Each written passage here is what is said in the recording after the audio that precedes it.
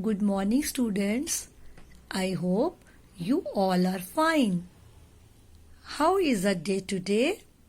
Hot, cold, sunny, windy, or rainy? Okay. Our new lesson is natural calamities. Dear students, sometimes we observe a sudden change in the surroundings which causes damage to human beings and property. So, natural calamity is an event that occurs naturally and is not in control of humans. Some of the natural calamities are flood, drought, earthquake, tsunami, etc. First of all, we will understand flood.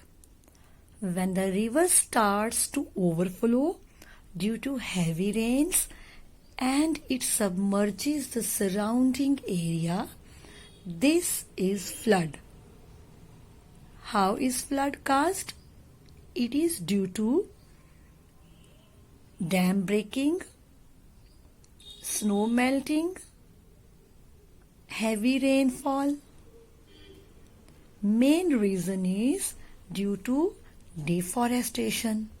There is a rise in temperature. Snow starts melting faster, which increases the water level and results in flood. It damages life, property, and crops. Many diseases like malaria, cholera, dengue, etc. are caused due to waterlogging during flood.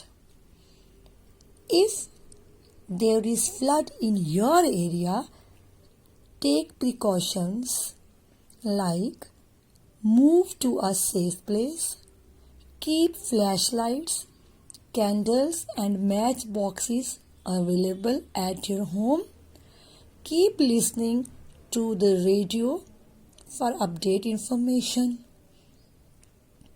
Remember, when flood situation is out of control, army is called for rescue. Now, the question arises, how to control the flood? Yes, it is done by planting more trees, constructing dams in areas where current of the river is strong. Now we will understand drought. When a particular area does not receive rainfall for a long period of time, leading to scarcity of water due to hot weather, it is said that area is affected by drought. How is drought caused? Let's discuss some causes of drought. First is location. Let us see some areas of Rajasthan, Bihar and Madhya Pradesh in India which receive little rainfall throughout the year because these areas are away from natural source of water. Second is deforestation. Cutting down of excessive trees leads to scarcity of rainfall in that area. What happens after the drought occurs? Let's understand some effects of drought. First is human beings and animals do not get drinking water because all the ponds, lakes and rivers dry up. Crops do not get water and die. Third is cattle get little or no fodder, they starve and die.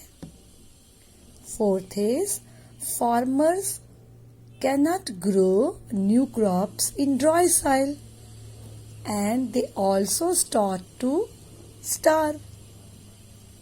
Fifth is, in the end, the whole nation suffers due to lack of vegetables and fruits and due to the increase of prices of the commodities.